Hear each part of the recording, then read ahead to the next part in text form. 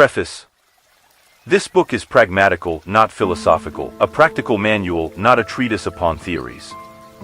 It is intended for the men and women whose most pressing need is for money, who wish to get rich first and philosophize afterward.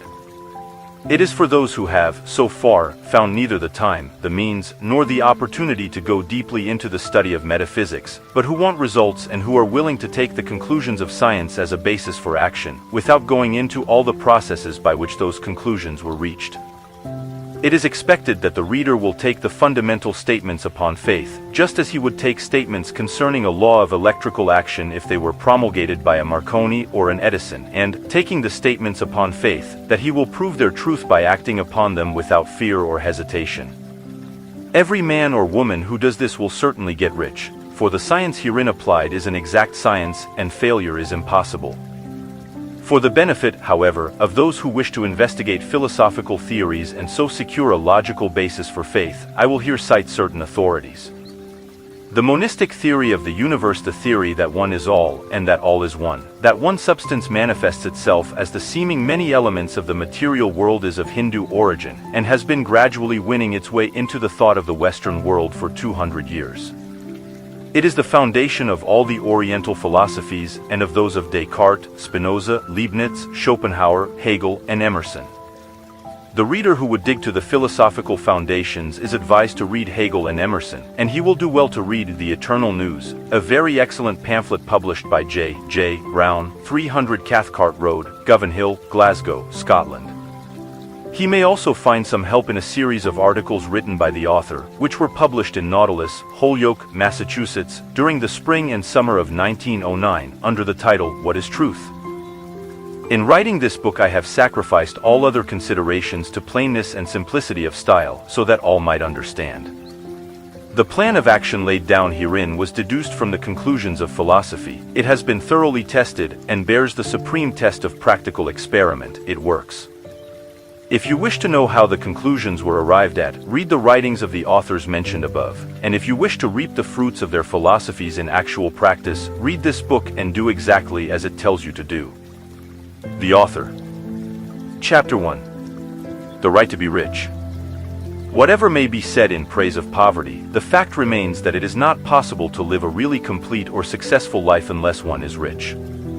No man can rise to his greatest possible height in talent or soul development unless he has plenty of money, for to unfold the soul and to develop talent he must have many things to use, and he cannot have these things unless he has money to buy them with. Man develops in mind, soul, and body by making use of things, and society is so organized that man must have money in order to become the possessor of things. Therefore, the basis of all advancement for man must be the science of getting rich.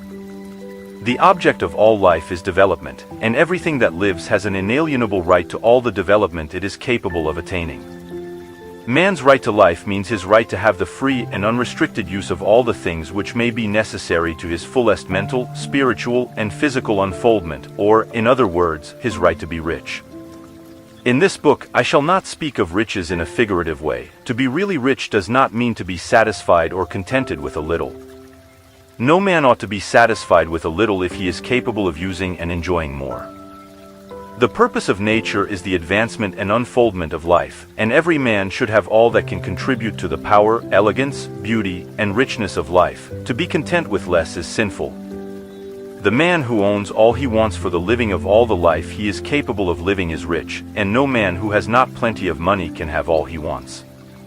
Life has advanced so far and become so complex that even the most ordinary man or woman requires a great amount of wealth in order to live in a manner that even approaches completeness. Every person naturally wants to become all that he is capable of becoming. This desire to realize innate possibilities is inherent in human nature. We cannot help wanting to be all that we can be. Success in life is becoming what you want to be. You can become what you want to be only by making use of things, and you can have the free use of things only as you become rich enough to buy them. To understand the science of getting rich is therefore the most essential of all knowledge. There is nothing wrong in wanting to get rich. The desire for riches is really the desire for a richer, fuller, and more abundant life, and that desire is praiseworthy.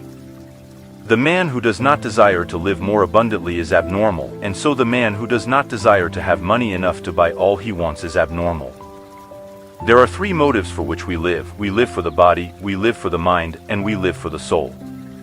No one of these is better or holier than the other. All are alike desirable, and no one of the three, body, mind, or soul, can live fully if either of the others is cut short of full life and expression. It is not right or noble to live only for the soul and deny mind or body, and it is wrong to live for the intellect and deny body and soul.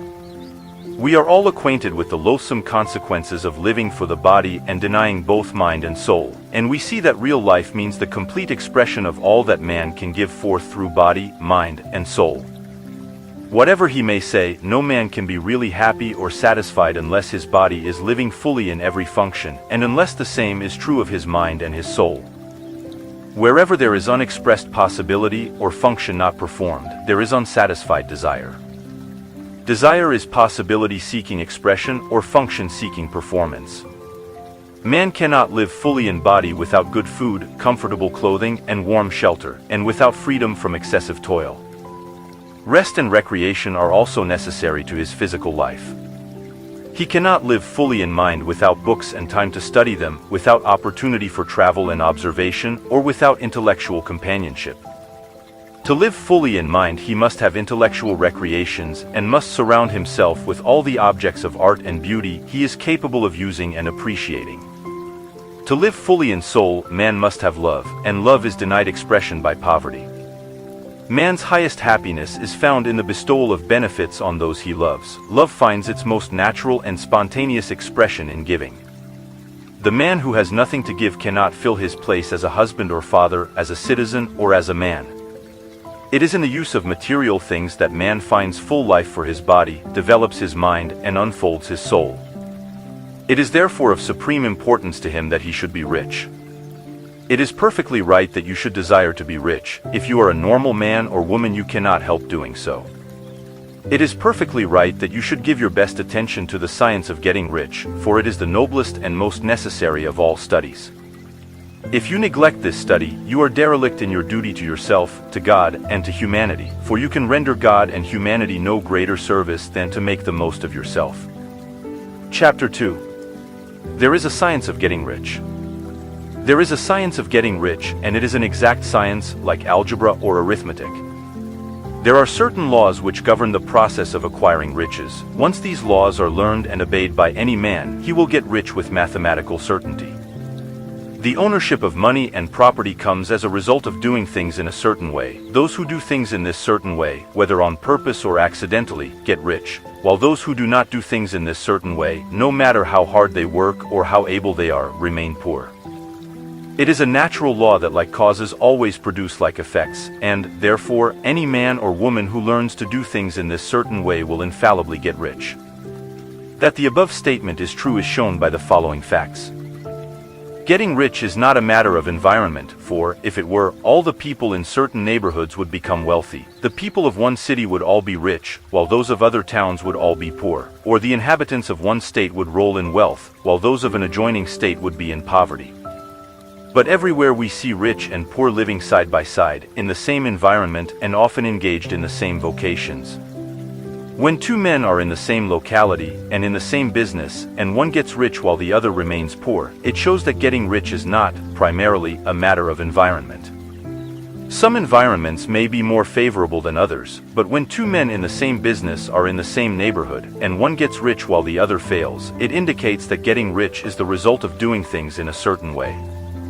And further, the ability to do things in this certain way is not due solely to the possession of talent, for many people who have great talent remain poor, while others who have very little talent get rich. Studying the people who have got rich, we find that they are an average lot in all respects, having no greater talents and abilities than other men. It is evident that they do not get rich because they possess talents and abilities that other men have not, but because they happen to do things in a certain way. Getting rich is not the result of saving or thrift. Many very penurious people are poor, while free spenders often get rich. Nor is getting rich due to doing things which others fail to do, for two men in the same business often do almost exactly the same things, and one gets rich while the other remains poor or becomes a bankrupt. From all these things, we must come to the conclusion that getting rich is the result of doing things in a certain way. If getting rich is the result of doing things in a certain way, and if like causes always produce like effects, then any man or woman who can do things in that way can become rich, and the whole matter is brought within the domain of exact science.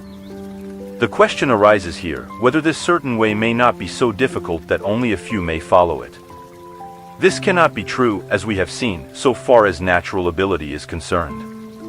Talented people get rich, and blockheads get rich. Intellectually brilliant people get rich, and very stupid people get rich. Physically strong people get rich, and weak and sickly people get rich.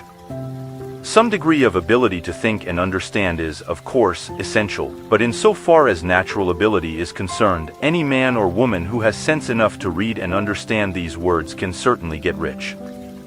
Also, we have seen that it is not a matter of environment. Location counts for something. One would not go to the heart of the Sahara and expect to do successful business. Getting rich involves the necessity of dealing with men, and of being where there are people to deal with, and if these people are inclined to deal in the way you want to deal, so much the better. But that is about as far as environment goes. If anybody else in your town can get rich, so can you, and if anybody else in your state can get rich, so can you. Again, it is not a matter of choosing some particular business or profession. People get rich in every business and in every profession, while their next-door neighbors in the same vocation remain in poverty. It is true that you will do best in a business which you like and which is congenial to you, and if you have certain talents which are well developed, you will do best in a business which calls for the exercise of those talents. Also, you will do best in a business which is suited to your locality. An ice cream parlor would do better in a warm climate than in Greenland, and a salmon fishery will succeed better in the Northwest than in Florida, where there are no salmon. But aside from these general limitations, getting rich is not dependent upon your engaging in some particular business, but upon your learning to do things in a certain way. If you are now in business, and anybody else in your locality is getting rich in the same business, while you are not getting rich, it is because you are not doing things in the same way that the other person is doing them. No one is prevented from getting rich by lack of capital. True, as you get capital the increase becomes more easy and rapid, but one who has capital is already rich and does not need to consider how to become so. No matter how poor you may be, if you begin to do things in a certain way you will begin to get rich, and you will begin to have capital.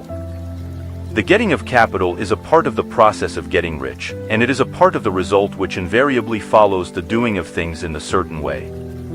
You may be the poorest man on the continent and be deeply in debt. You may have neither friends, influence, nor resources, but if you begin to do things in this way, you must infallibly begin to get rich, for like causes must produce like effects. If you have no capital, you can get capital. If you are in the wrong business, you can get into the right business. If you are in the wrong location, you can go to the right location, and you can do so by beginning in your present business and in your present location to do things in a certain way which causes success. Chapter 3. Is opportunity monopolized? No man is kept poor because opportunity has been taken away from him, because other people have monopolized the wealth and have put a fence around it. You may be shut off from engaging in business in certain lines, but there are other channels open to you. Probably it would be hard for you to get control of any of the great railroad systems. That field is pretty well monopolized. But the electric railway business is still in its infancy and offers plenty of scope for enterprise, and it will be but a very few years until traffic and transportation through the air will become a great industry, and in all its branches will give employment to hundreds of thousands and perhaps to millions of people. Why not turn your attention to the development of aerial transportation, instead of competing with J. Hill and others for a chance in the steam railway world? It is quite true that if you are a workman in the employ of the Steel Trust you have very little chance of becoming the owner of the plant in which you work, but it is also true that if you will commence to act in a certain way, you can soon leave the employ of the Steel Trust. You can buy a farm of from 10 to 40 acres and engage in business as a producer of foodstuffs. There is great opportunity at this time for men who will live upon small tracts of land and cultivate the same intensively. Such men will certainly get rich. You may say that it is impossible for you to get the land, but I am going to prove to you that it is not impossible, and that you can certainly get a farm if you will go to work in a certain way. At different periods the tide of opportunity sets in different directions, according to the needs of the whole and the particular stage of social evolution which has been reached. At present, in America, it is setting toward agriculture and the allied industries and professions. Today, opportunity is open before the farmer in his line more than before the factory worker in his line. It is open before the businessman who supplies the farmer more than before the one who supplies the factory worker, and before the professional man who waits upon the farmer more than before the one who serves the working class. There is abundance of opportunity for the man who will go with the tide, instead of trying to swim against it. So the factory workers, either as individuals or as a class, are not deprived of opportunity. The workers are not being kept down by their masters. They are not being aground by the trusts and combinations of capital. As a class, they are where they are because they do not do things in a certain way. If the workers of America chose to do so, they could follow the example of their brothers in Belgium and other countries, and establish great department stores and cooperative industries. They could elect men of their own class to office, and pass laws favoring the development of such cooperative industries, and in a few years they could take peaceable possession of the industrial field. The working class may become the master class whenever they will begin to do things in a certain way. The law of wealth is the same for them as it is for all others. This they must learn, and they will remain where they are as long as they continue to do as they do. The individual worker, however, is not held down by the ignorance or the mental slothfulness of his class. He can follow the tide of opportunity to riches, and this book will tell him how. No one is kept in poverty by a shortness in the supply of riches. There is more than enough for all. A palace as large as the Capitol at Washington might be built for every family on earth from the building material in the United States alone, and under intensive cultivation, this country would produce wool, cotton, linen, and silk enough to clothe each person in the world finer than Solomon was arrayed in all his glory, together with food enough to feed them all luxuriously. The visible supply is practically inexhaustible, and the invisible supply really is inexhaustible. Everything you see on earth is made from one original substance, out of which all things proceed. New forms are constantly being made, and older ones are dissolving, but all are shapes assumed by one thing. There is no limit to the supply of formless stuff or original substance. The universe is made out of it, but it was not all used in making the universe. The spaces in, through, and between the forms of the visible universe are permeated and filled with the original substance, with the formless stuff, with the raw material of all things. 10,000 times as much as has been made might still be made, and even then we should not have exhausted the supply of universal raw material. No man, therefore, is poor because nature is poor, or because there is not enough to go around. Nature is an inexhaustible storehouse of riches. The supply will never run short. Original substance is alive with creative energy and is constantly producing more forms. When the supply of building material is exhausted, more will be produced. When the soil is exhausted so that foodstuffs and materials for clothing will no longer grow upon it, it will be renewed or more soil will be made. When all the gold and silver has been dug from the earth, if man is still in such a stage of social development that he needs gold and silver, more will be produced from the formless. The formless stuff responds to the needs of man. It will not let him be without any good thing. This is true of man collectively. The race as a whole is always abundantly rich, and if individuals are poor, it is because they do not follow the certain way of doing things which makes the individual man rich. The formless stuff is intelligent. It is stuff which thinks. It is alive and is always impelled toward more life. It is the natural and inherent impulse of life to seek to live more. It is the nature of intelligence to enlarge itself, and of consciousness to seek to extend its boundaries and find fuller expression. The universe of forms has been made by formless living substance, throwing itself into form in order to express itself more fully. The universe is a great living presence, always moving inherently toward more life and fuller functioning. Nature is formed for the advancement of life. Its impelling motive is the increase of life. For this cause, everything which can possibly minister to life is bountifully provided. There can be no lack unless God is to contradict himself and nullify his own works. You are not kept poor by lack in the supply of riches. It is a fact which I shall demonstrate a little farther on, that even the resources of the formless supply are at the command of the man or woman who will act and think in a certain way. Chapter 4. The first principle in the science of getting rich. Thought is the only power which can produce tangible riches from the formless substance. The stuff from which all things are made is a substance which thinks, and a thought of form in this substance produces the form. Original substance moves according to its thoughts. Every form and process you see in nature is the visible expression of a thought in original substance. As the formless stuff thinks of a form, it takes that form. As it thinks of a motion, it makes that motion. That is the way all things were created. We live in a thought world, which is part of a thought universe. The thought of a moving universe extended throughout formless substance, and the thinking stuff moving according to that thought took the form of systems of planets and maintains that form. Thinking substance takes the form of its thought and moves according to the thought. Holding the idea of a circling system of suns and worlds, it takes the form of these bodies and moves them as it thinks. Thinking the form of a slow-growing oak tree, it moves accordingly and produces the tree, though centuries may be required to do the work. In creating, the formless seems to move according to the lines of motion it has established. The thought of an oak tree does not cause the instant formation of a full-grown tree, but it does start in motion the forces which will produce the tree along established lines of growth. Every thought of form, held in thinking substance, causes the creation of the form, but always, or at least generally, along lines of growth and action already established. The thought of a house of a certain construction, if it were impressed upon formless substance, might not cause the instant formation of the house, but it would cause the turning of creative energies already working in trade and commerce into such channels as to result in the speedy building of the house. And if there were no existing channels through which the creative energy could work, then the house would be formed directly from primal substance, without waiting for the slow processes of the organic and inorganic world. No thought of form can be impressed upon original substance without causing the creation of the form. Man is a thinking center and can originate thought. All the forms that man fashions with his hands must first exist in his thought. He cannot shape a thing until he has thought that thing. And so far man has confined his efforts wholly to the work of his hands. He has applied manual labor to the world of forms, seeking to change or modify those already existing. He has never thought of trying to cause the creation of new forms by impressing his thoughts upon formless substance. When man has a thought form, he takes material from the forms of nature and makes an image of the form which is in his mind.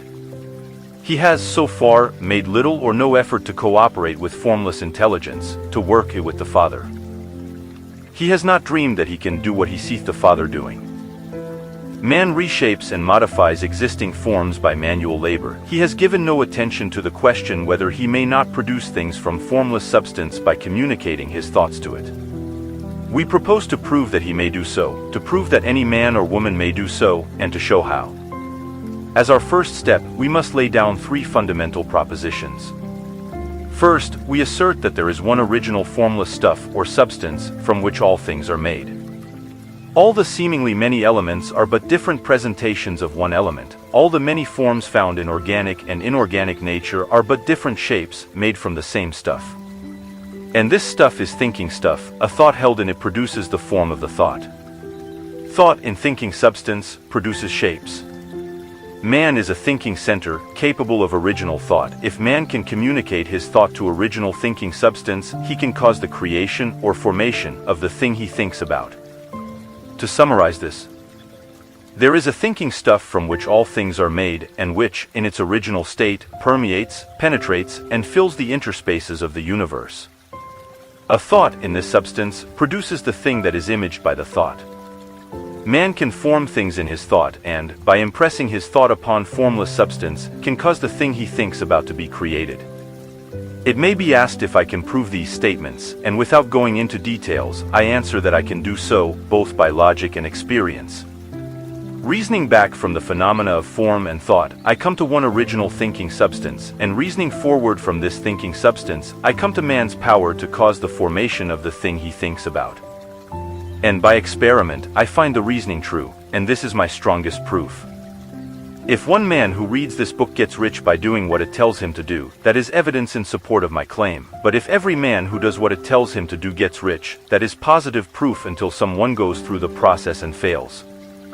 The theory is true until the process fails, and this process will not fail, for every man who does exactly what this book tells him to do will get rich. I have said that men get rich by doing things in a certain way, and in order to do so, men must become able to think in a certain way.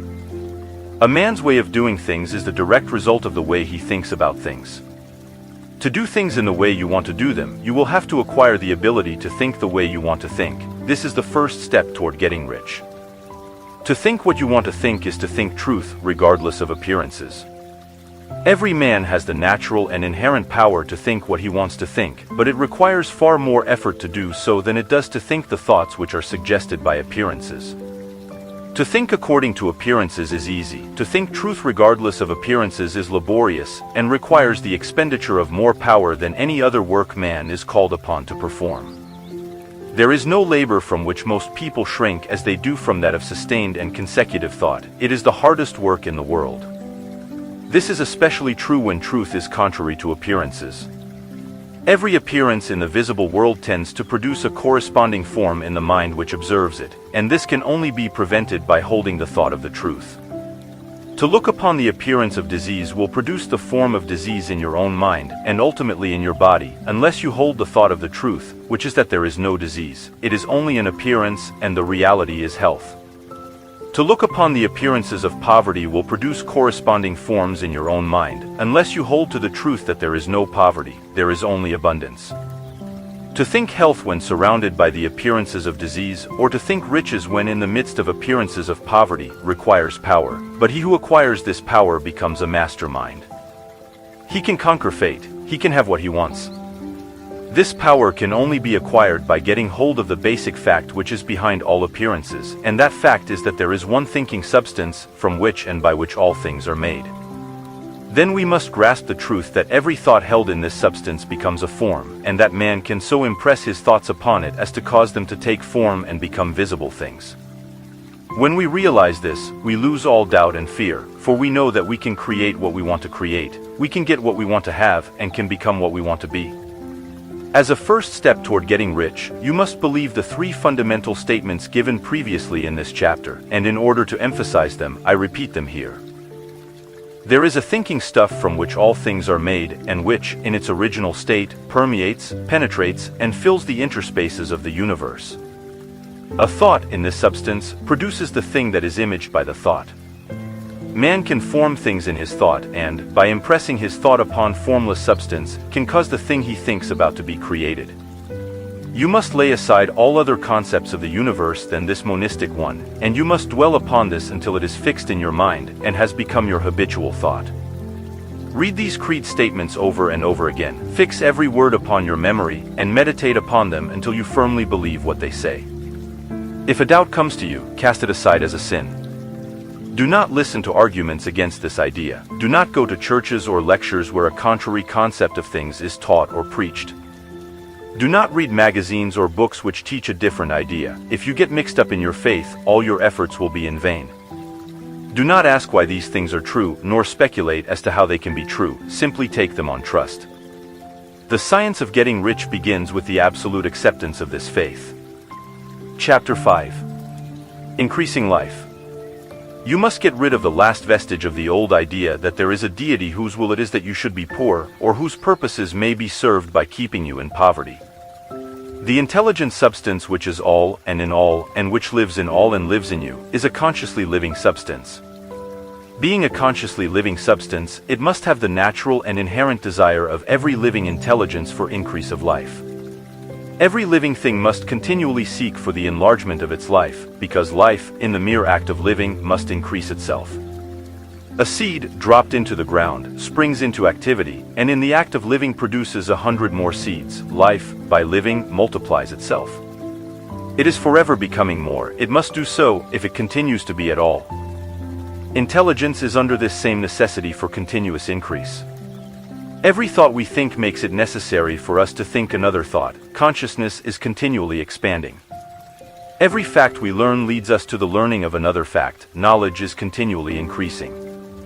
Every talent we cultivate brings to the mind the desire to cultivate another talent. We are subject to the urge of life, seeking expression, whichever drives us on to know more, to do more, and to be more.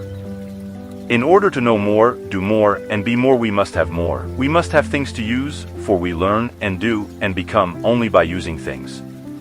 We must get rich, so that we can live more. The desire for riches is simply the capacity for larger life-seeking fulfillment. Every desire is the effort of an unexpressed possibility to come into action. It is power seeking to manifest which causes desire. That which makes you want more money is the same as that which makes the plant grow. It is life seeking fuller expression. The one living substance must be subject to this inherent law of all life. It is permeated with the desire to live more. That is why it is under the necessity of creating things.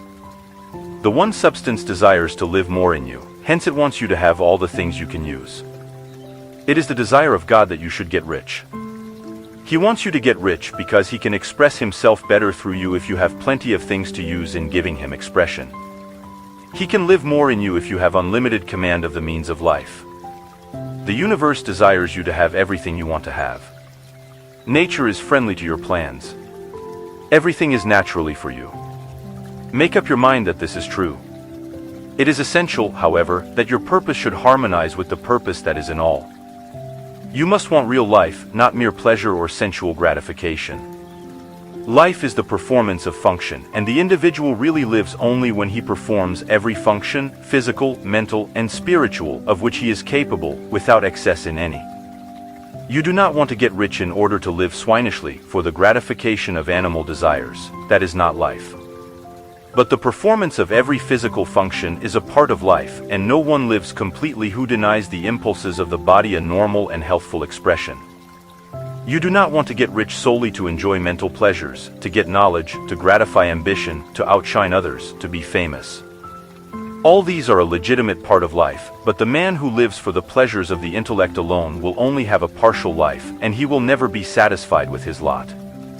You do not want to get rich solely for the good of others, to lose yourself for the salvation of mankind, to experience the joys of philanthropy and sacrifice.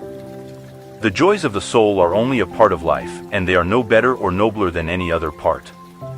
You want to get rich in order that you may eat, drink, and be merry when it is time to do these things, in order that you may surround yourself with beautiful things, see distant lands, feed your mind, and develop your intellect, in order that you may love men and do kind things, and be able to play a good part in helping the world to find truth. But remember that extreme altruism is no better and no nobler than extreme selfishness. Both are mistakes. Get rid of the idea that God wants you to sacrifice yourself for others, and that you can secure his favor by doing so. God requires nothing of the kind. What he wants is that you should make the most of yourself, for yourself, and for others, and you can help others more by making the most of yourself than in any other way. You can make the most of yourself only by getting rich, so it is right and praiseworthy that you should give your first and best thought to the work of acquiring wealth.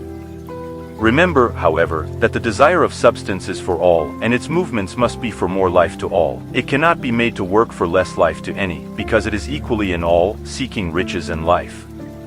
Intelligent substance will make things for you, but it will not take things away from someone else and give them to you. You must get rid of the thought of competition. You are to create, not to compete for what is already created. You do not have to take anything away from anyone. You do not have to drive sharp bargains. You do not have to cheat or to take advantage. You do not need to let any man work for you for less than he earns. You do not have to covet the property of others or to look at it with wishful eyes. No man has anything of which you cannot have the like, and that without taking what he has away from him. You are to become a creator, not a competitor. You are going to get what you want, but in such a way that when you get it, every other man will have more than he has now. I am aware that there are men who get a vast amount of money by proceeding in direct opposition to the statements in the paragraph above, and may add a word of explanation here. Men of the plutocratic type who become very rich do so sometimes purely by their extraordinary ability on the plane of competition, and sometimes they unconsciously relate themselves to substance in its great purposes and movements for the general racial upbuilding through industrial evolution.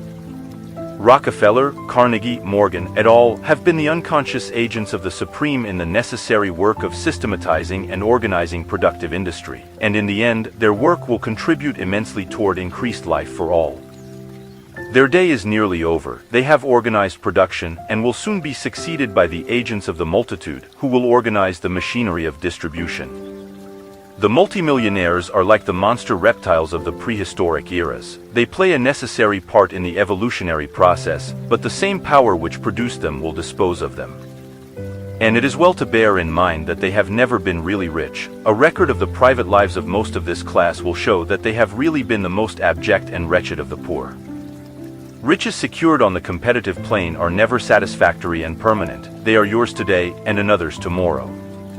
Remember, if you are to become rich in a scientific and certain way, you must rise entirely out of the competitive thought. You must never think for a moment that the supply is limited. Just as soon as you begin to think that all the money is being cornered and controlled by bankers and others, and that you must exert yourself to get laws passed to stop this process, and so on, in that moment you drop into the competitive mind, and your power to cause creation is gone for the time being, and what is worse, you will probably arrest the creative movements you have already instituted. Know that there are countless millions of dollars worth of gold in the mountains of the earth, not yet brought to light, and know that if there were not, more would be created from thinking substance to supply your needs. Know that the money you need will come, even if it is necessary for 1,000 men to be led to the discovery of new gold mines tomorrow. Never look at the visible supply, look always at the limitless riches in formless substance, and know that they are coming to you as fast as you can receive and use them. Nobody, by cornering the visible supply, can prevent you from getting what is yours.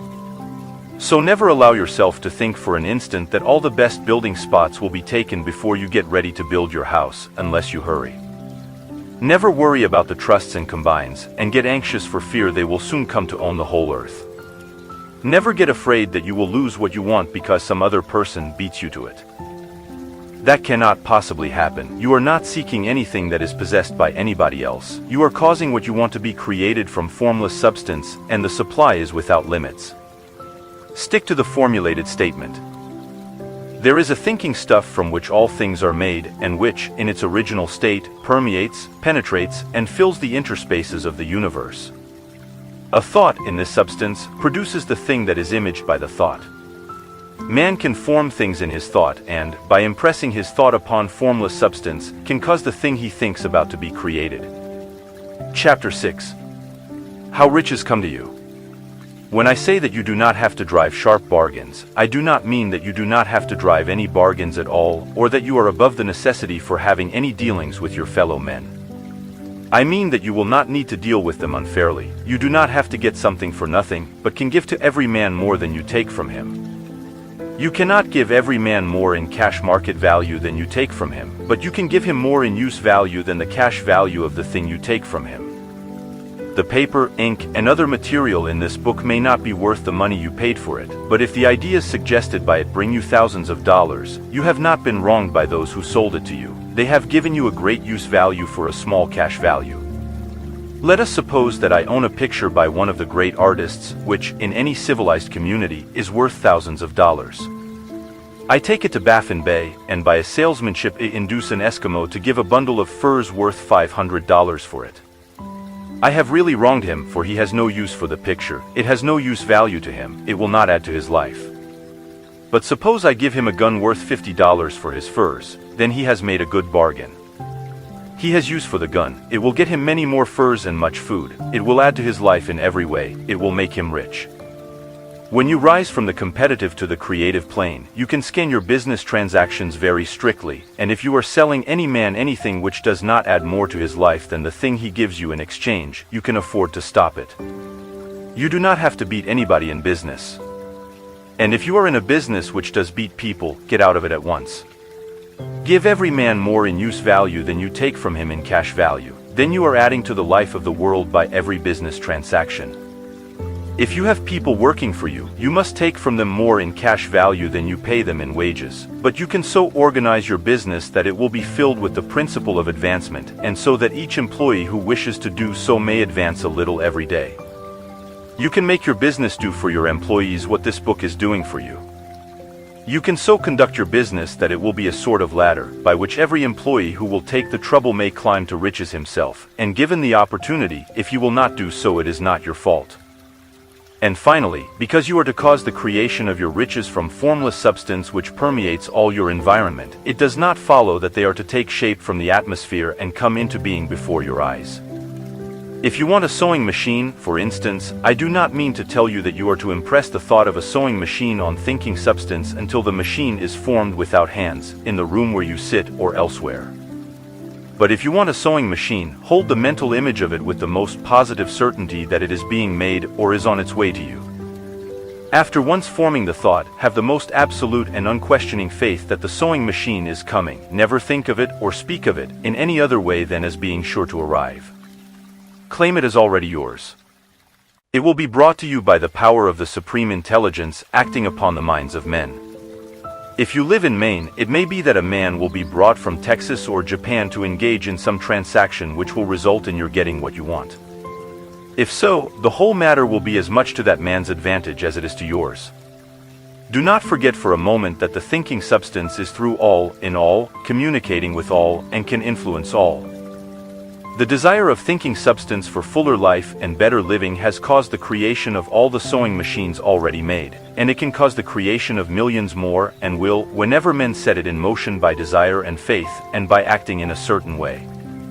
You can certainly have a sewing machine in your house, and it is just as certain that you can have any other thing or things which you want, and which you will use for the advancement of your own life and the lives of others. You need not hesitate about asking largely. It is your Father's pleasure to give you the kingdom, said Jesus. Original substance wants to live all that is possible in you, and wants you to have all that you can or will use for the living of the most abundant life. If you fix upon your consciousness the fact that the desire you feel for the possession of riches is one with the desire of omnipotence for more complete expression, your faith becomes invincible. Once I saw a little boy sitting at a piano, and vainly trying to bring harmony out of the keys, and I saw that he was grieved and provoked by his inability to play real music. I asked him the cause of his vexation, and he answered, "I can feel the music in me, but I can't make my hands go right." The music in him was the urge of original substance, containing all the possibilities of all life. All that there is of music was seeking expression through the child. God, the one substance, is trying to live and do and enjoy things through humanity.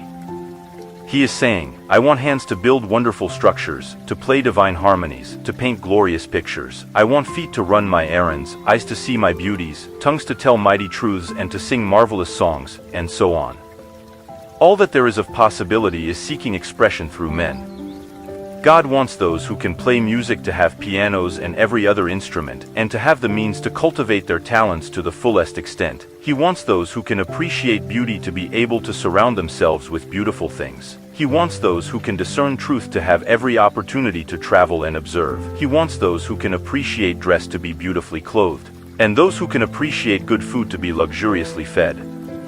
He wants all these things because it is himself that enjoys and appreciates them. It is God who wants to play and sing and enjoy beauty and proclaim truth and wear fine clothes and eat good foods. It is God that worketh in you to will and to do, said Paul. The desire you feel for riches is the infinite, seeking to express himself in you as he sought to find expression in the little boy at the piano. So you need not hesitate to ask largely. Your part is to focalize and express the desires of God. This is a difficult point with most people. They retain something of the old idea that poverty and self-sacrifice are pleasing to God. They look upon poverty as a part of the plan, a necessity of nature. They have the idea that God has finished his work and made all that he can make, and that the majority of men must stay poor because there is not enough to go around. They hold to so much of this erroneous thought that they feel ashamed to ask for wealth. They try not to want more than a very modest competence, just enough to make them fairly comfortable. I recall now the case of one student who was told that he must get in mind a clear picture of the things he desired, so that the creative thought of them might be impressed on formless substance. He was a very poor man, living in a rented house, and having only what he earned from day to day, and he could not grasp the fact that all wealth was his. So, after thinking the matter over, he decided that he might reasonably ask for a new rug for the floor of his best room, and an anthracite coal stove to heat the house during the cold weather. Following the instructions given in this book, he obtained these things in a few months, and then it dawned upon him that he had not asked enough. He went through the house in which he lived, and planned all the improvements he would like to make in it. He mentally added a bay window here and a room there, until it was complete in his mind as his ideal home, and then he planned its furnishings. Holding the whole picture in his mind, he began living in a certain way, and moving toward what he wanted, and he owns the house now, and is rebuilding it after the form of his mental image. And now, with still larger faith, he is going on to get greater things. It has been unto him according to his faith, and it is so with you and with all of us.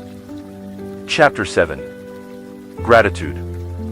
The illustrations given in the last chapter will have conveyed to the reader the fact that the first step toward getting rich is to convey the idea of your wants to the formless substance. This is true, and you will see that in order to do so it becomes necessary to relate yourself to the formless intelligence in a harmonious way. To secure this harmonious relation is a matter of such primary and vital importance that I shall give some space to its discussion here, and give you instructions which, if you will follow them, will be certain to bring you into perfect unity of mind with God. The whole process of mental adjustment and atonement can be summed up in one word: gratitude. First, you believe that there is one intelligent substance, from which all things proceed. Second, you believe that this substance gives you everything you desire. And third, you relate yourself to it by a feeling of deep and profound gratitude. Many people who order their lives rightly in all other ways are kept in poverty by their lack of gratitude. Having received one gift from God, they cut the wires which connect them with Him by failing to make acknowledgement. It is easy to understand that the nearer we live to the source of wealth, the more wealth we shall receive, and it is easy also to understand that the soul that is always grateful lives in closer touch with God than the one which never looks to Him in thankful acknowledgement. The more gratefully we fix our minds on the Supreme when good things come to us, the more good things we will receive, and the more rapidly they will come. And the reason simply is that the mental attitude of gratitude draws the mind into closer touch with the source from which the blessings come. If it is a new thought to you that gratitude brings your whole mind into closer harmony with the creative energies of the universe, consider it well, and you will see that it is true. The good things you already have come to you along the line of obedience to certain laws. Gratitude will lead your mind out along the ways by which things come, and it will keep you in close harmony with creative thought and prevent you from falling into competitive thought. Gratitude alone can keep you looking toward the all, and prevent you from falling into the error of thinking of the supply as limited, and to do that would be fatal to your hopes. There is a law of gratitude, and it is absolutely necessary that you should observe the law if you are to get the results you seek. The law of gratitude is the natural principle that action and reaction are always equal and in opposite directions. The grateful outreaching of your mind in thankful praise to the Supreme is a liberation or expenditure of force. It cannot fail to reach that to which it is addressed, and the reaction is an instantaneous movement toward you. Draw nigh unto God, and He will draw nigh unto you. That is a statement of psychological truth. And if your gratitude is strong and constant, the reaction in formless substance will be strong and continuous. The movement of the things you want will be always toward you. Notice the grateful attitude that Jesus took, how He always seems to be saying, "I thank Thee, Father, that Thou hearest me." You cannot exercise much power without gratitude, for it is gratitude that keeps you connected with power. But the value of gratitude does not consist solely in getting you more blessings in the future. Without gratitude you cannot long keep from dissatisfied thought regarding things as they are. The moment you permit your mind to dwell with dissatisfaction upon things as they are, you begin to lose ground. You fix attention upon the common, the ordinary, the poor, and the squalid and mean, and your mind takes the form of these things. Then you will transmit these forms or mental images to the formless, and the common, the poor, the squalid, and mean will come to you. To permit your mind to dwell upon the inferior is to become inferior and to surround yourself with inferior things. On the other hand, to fix your attention on the best is to surround yourself with the best and to become the best. The creative power within us makes us into the image of that to which we give our attention. We are thinking substance, and thinking substance always takes the form of that which it thinks about. The grateful mind is constantly fixed upon the best, therefore it tends to become the best. It takes the form or character of the best and will receive the best. Also, faith is born of gratitude. The grateful mind continually expects good things, and expectation becomes faith. The reaction of gratitude upon one's own mind produces faith, and every outgoing wave of grateful thanksgiving increases faith. He who has no feeling of gratitude cannot long retain a living faith, and without a living faith you cannot get rich by the creative method, as we shall see in the following chapters. It is necessary, then, to cultivate the habit of being grateful for every good thing that comes to you, and to give thanks continuously. And because all things have contributed to your advancement, you should include all things in your gratitude. Do not waste time thinking or talking about the shortcomings or wrong actions of plutocrats or trust magnates.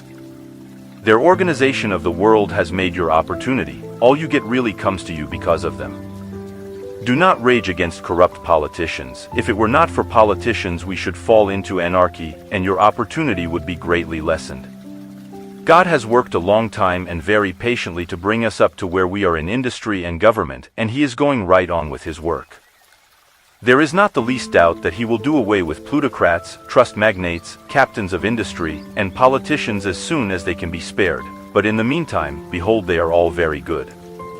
Remember that they are all helping to arrange the lines of transmission along which your riches will come to you, and be grateful to them all. This will bring you into harmonious relations with the good in everything, and the good in everything will move toward you. Chapter 8. Thinking in the certain way. Turn back to chapter 6, and read again the story of the man who formed a mental image of his house, and you will get a fair idea of the initial step toward getting rich. You must form a clear and definite mental picture of what you want. You cannot transmit an idea unless you have it yourself. You must have it before you can give it, and many people fail to impress thinking substance because they have themselves only a vague and misty concept of the things they want to do, to have, or to become. It is not enough that you should have a general desire for wealth to do good with. Everybody has that desire. It is not enough that you should have a wish to travel, see things, live more, etc. Everybody has those desires also. If you were going to send a wireless message to a friend, you would not send the letters of the alphabet in their order and let him construct the message for himself, nor would you take words at random from the dictionary. You would send a coherent sentence, one which meant something. When you try to impress your wants upon substance, remember that it must be done by a coherent statement. You must know what you want and be definite. You can never get rich or start the creative power into action by sending out unformed longings and vague desires.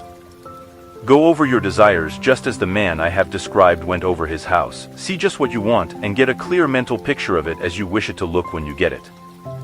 That clear mental picture you must have continually in mind, as the sailor has in mind the port toward which he is sailing the ship. You must keep your face toward it all the time. You must no more lose sight of it than the steersman loses sight of the compass. It is not necessary to take exercises in concentration, nor to set apart special times for prayer and affirmation, nor to go into the silence, nor to do occult stunts of any kind. These things are well enough, but all you need is to know what you want, and to want it badly enough so that it will stay in your thoughts. Spend as much of your leisure time as you can in contemplating your picture, but no one needs to take exercises to concentrate his mind on a thing which he really wants. It is the things you do not really care about which require effort to fix your attention upon them. And unless you really want to get rich, so that the desire is strong enough to hold your thoughts directed to the purpose as the magnetic pole holds the needle of the compass, it will hardly be worthwhile for you to try to carry out the instructions given in this book.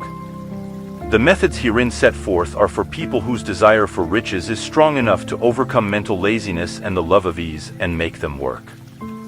The more clear and definite you make your picture, then, and the more you dwell upon it, bringing out all its delightful details, the stronger your desire will be, and the stronger your desire, the easier it will be to hold your mind fixed upon the picture of what you want.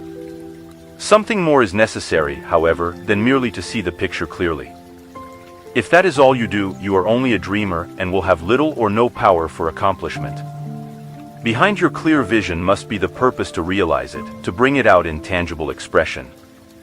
And behind this purpose must be an invincible and unwavering faith that the thing is already yours, that it is at hand and you have only to take possession of it. Live in the new house, mentally, until it takes form around you physically. In the mental realm, enter at once into full enjoyment of the things you want. Whatsoever things ye ask for when ye pray, believe that ye receive them, and ye shall have them, said Jesus. See the things you want as if they were actually around you all the time. See yourself as owning and using them. Make use of them in imagination just as you will use them when they are your tangible possessions. Dwell upon your mental picture until it is clear and distinct, and then take the mental attitude of ownership toward everything in that picture. Take possession of it, in mind, in the full faith that it is actually yours. Hold to this mental ownership, do not waver for an instant in the faith that it is real. And remember what was said in a preceding chapter about gratitude, be as thankful for it all the time as you expect to be when it has taken form. The man who can sincerely thank God for the things which as yet he owns only in imagination has real faith. He will get rich, he will cause the creation of whatsoever he wants. You do not need to pray repeatedly for the things you want, it is not necessary to tell God about it every day. Use not vain repetitions as the heathen do, said Jesus to his pupils, for your Father knoweth that ye have need of these things before ye ask him. Your part is to intelligently formulate your desire for the things which make for a larger life, and to get these desires arranged into a coherent whole, and then to impress this whole desire upon the formless substance, which has the power and the will to bring you what you want. You do not make this impression by repeating strings of words, you make it by holding the vision with unshakable purpose to attain it, and with steadfast faith that you do attain it. The answer to prayer is not according to your faith while you are talking, but according to your faith while you are working. You cannot impress the mind of God by having a special Sabbath day set apart to tell him what you want, and then forgetting him during the rest of the week. You cannot impress him by having special hours to go into your closet and pray, if you then dismiss the matter from your mind until the hour of prayer comes again. Oral prayer is well enough, and has its effect, especially upon yourself, in clarifying your vision and strengthening your faith, but it is not your oral petitions which get you what you want. In order to get rich, you do not need a sweet hour of prayer, you need to pray without ceasing. And by prayer I mean holding steadily to your vision, with the purpose to cause its creation into solid form, and the faith that you are doing so. Believe that you receive them. The whole matter turns on receiving, once you have clearly formed your vision. When you have formed it, it is well to make an oral statement, addressing the Supreme in reverent prayer, and from that moment you must, in mind, receive what you ask for. Live in the new house, wear the fine clothes, ride in the automobile, go on the journey, and confidently plan for greater journeys. Think and speak of all the things you have asked for in terms of actual present ownership. Imagine an environment and a financial condition exactly as you want them, and live all the time in that imaginary environment and financial condition. Mind, however, that you do not do this as a mere dreamer and castle builder. Hold to the faith that the imaginary is being realized, and to the purpose to realize it. Remember that it is faith and purpose in the use of the imagination which make the difference between the scientist and the dreamer. And having learned this fact, it is here that you must learn the proper use of the will. Chapter 9. How to use the will. To set about getting rich in a scientific way, you do not try to apply your willpower to anything outside of yourself. You have no right to do so anyway. It is wrong to apply your will to other men and women in order to get them to do what you wish done. It is as flagrantly wrong to coerce people by mental power as it is to coerce them by physical power. If compelling people by physical force to do things for you reduces them to slavery, compelling them by mental means accomplishes exactly the same thing. The only difference is in methods. If taking things from people by physical force is robbery, then taking things by mental force is robbery also. There is no difference in principle. You have no right to use your willpower upon another person, even for his own good, for you do not know what is for his good. The science of getting rich does not require you to apply power or force to any other person, in any way whatsoever. There is not the slightest necessity for doing so. Indeed, any attempt to use your will upon others will only tend to defeat your purpose. You do not need to apply your will to things, in order to compel them to come to you. That would simply be trying to coerce God, and would be foolish and useless, as well as irreverent. You do not have to compel God to give you good things, any more than you have to use your willpower to make the sun rise. You do not have to use your willpower to conquer an unfriendly deity, or to make stubborn and rebellious forces do your bidding. Substance is friendly to you, and is more anxious to give you what you want than you are to get it. To get rich, you need only to use your willpower upon yourself. When you know what to think and do, then you must use your will to compel yourself to think and do the right things. That is the legitimate use of the will in getting what you want, to use it in holding yourself to the right course. Use your will to keep yourself thinking and acting in a certain way. Do not try to project your will or your thoughts or your mind out into space to act on things or people. Keep your mind at home, it can accomplish more there than elsewhere. Use your mind to form a mental image of what you want, and to hold that vision with faith and purpose, and use your will to keep your mind working in the right way. The more steady and continuous your faith and purpose, the more rapidly you will get rich, because you will make only positive impressions upon substance, and you will not neutralize or offset them by negative impressions. The picture of your desires, held with faith and purpose, is taken up by the formless, and permeates it to great distances, throughout the universe, for all I know. As this impression spreads, all things are set moving toward its realization. Every living thing, every inanimate thing, and the things yet uncreated, are stirred toward bringing into being that which you want. All force begins to be exerted in that direction, all things begin to move toward you. The minds of people, everywhere, are influenced toward doing the things necessary to the fulfilling of your desires, and they work for you, unconsciously. But you can check all this by starting a negative impression in the formless substance. Doubt or unbelief is as certain to start a movement away from you as faith and purpose are to start one toward you. It is by not understanding this that most people who try to make use of mental science in getting rich make their failure. Every hour and moment you spend in giving heed to doubts and fears, every hour you spend in worry, every hour in which your soul is possessed by unbelief, sets a current away from you in the whole domain of intelligent substance. All the promises are unto them that believe, and unto them only. Notice how insistent Jesus was upon this point of belief, and now you know the reason why. Since belief is all important, it behooves you to guard your thoughts, and as your beliefs will be shaped to a very great extent by the things you observe and think about, it is important that you should command your attention. And here the will comes into use, for it is by your will that you determine upon what things your attention shall be fixed. If you want to become rich, you must not make a study of poverty. Things are not brought into being by thinking about their opposites. Health is never to be attained by studying disease and thinking about disease. Righteousness is not to be promoted by studying sin and thinking about sin, and no one ever got rich by studying poverty and thinking about poverty. Medicine as a science of disease has increased disease, religion as a science of sin has promoted sin, and economics as a study of poverty will fill the world with wretchedness and want. Do not talk about poverty. Do not investigate it or concern yourself with it. Never mind what its causes are, you have nothing to do with them. What concerns you is the cure. Do not spend your time in charitable work or charity movements. All charity only tends to perpetuate the wretchedness it aims to eradicate. I do not say that you should be hard-hearted or unkind, and refuse to hear the cry of need, but you must not try to eradicate poverty in any of the conventional ways. Put poverty behind you, and put all that pertains to it behind you, and make good. Get rich, that is the best way you can help the poor.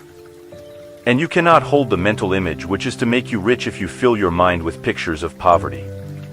Do not read books or papers which give circumstantial accounts of the wretchedness of the tenement dwellers, of the horrors of child labor, and so on. Do not read anything which fills your mind with gloomy images of want and suffering. You cannot help the poor in the least by knowing about these things, and the widespread knowledge of them does not tend at all to do away with poverty. What tends to do away with poverty is not the getting of pictures of poverty into your mind, but getting pictures of wealth into the minds of the poor. You are not deserting the poor in their misery when you refuse to allow your mind to be filled with pictures of that misery.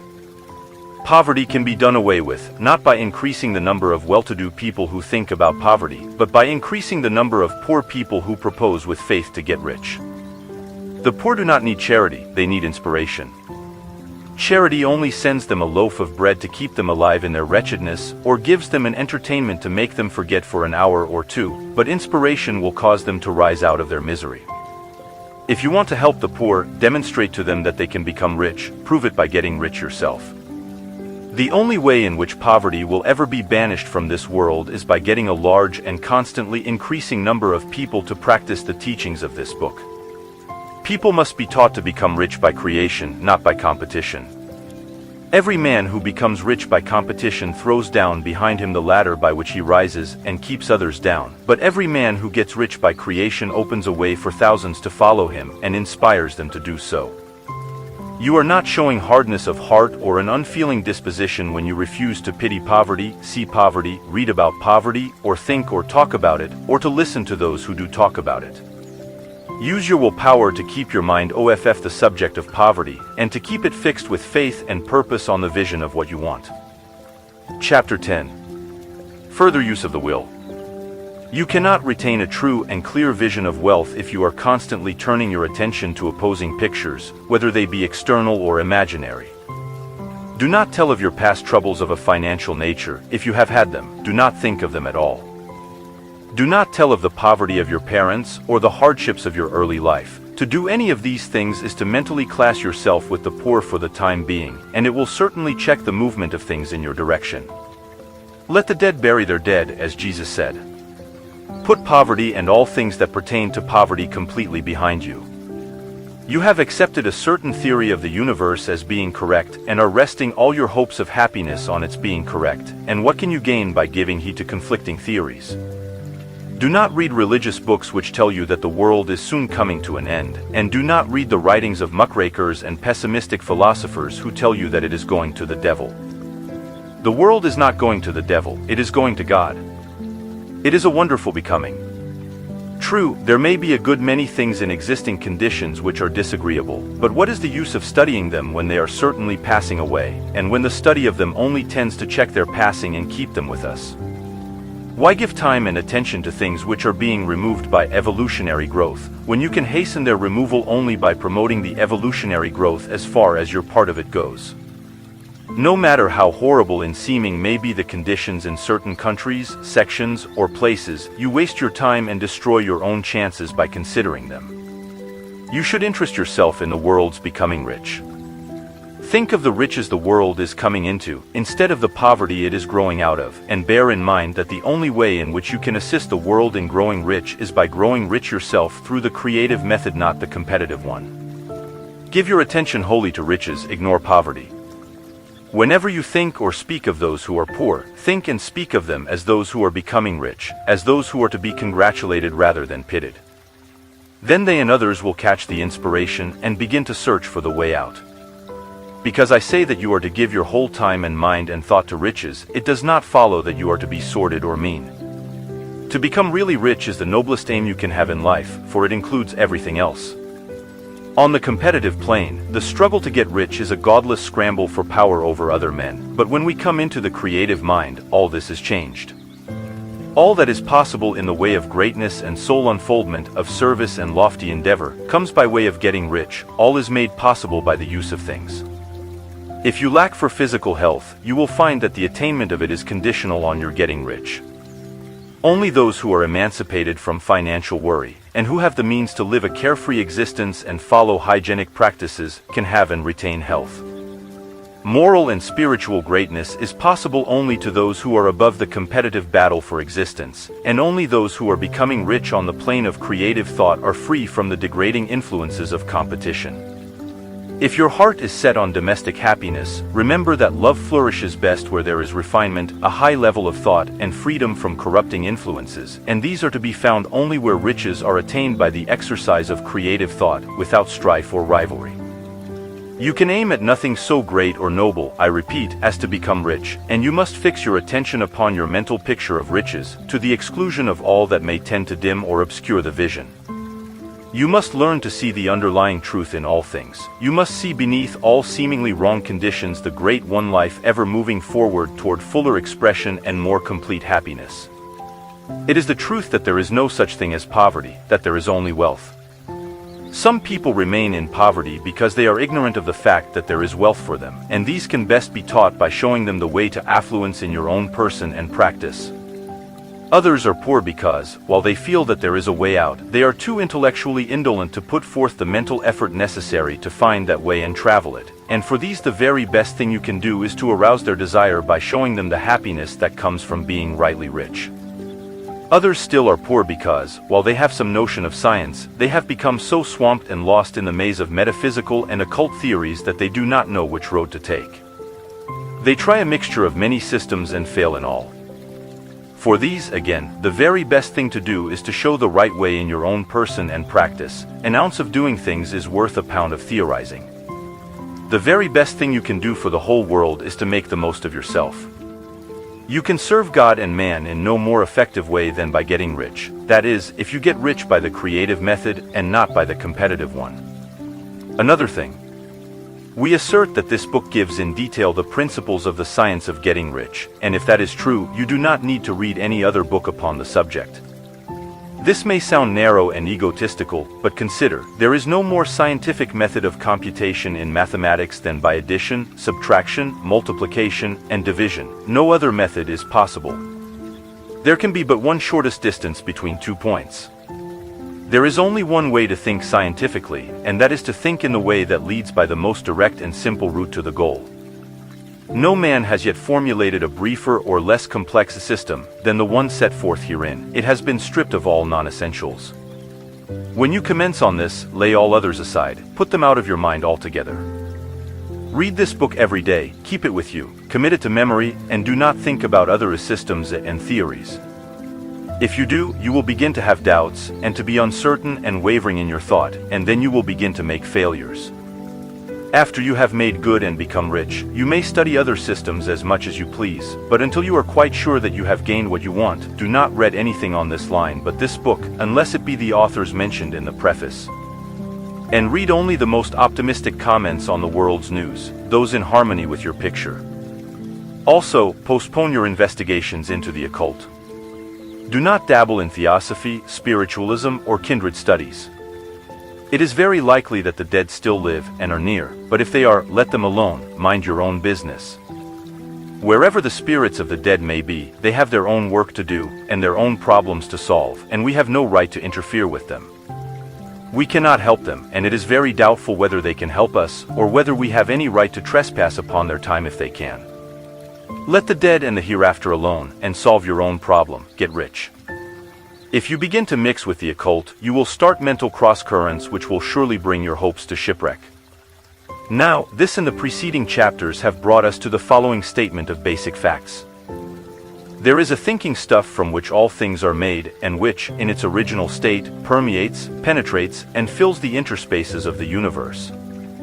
A thought, in this substance, produces the thing that is imaged by the thought. Man can form things in his thought and, by impressing his thought upon formless substance, can cause the thing he thinks about to be created.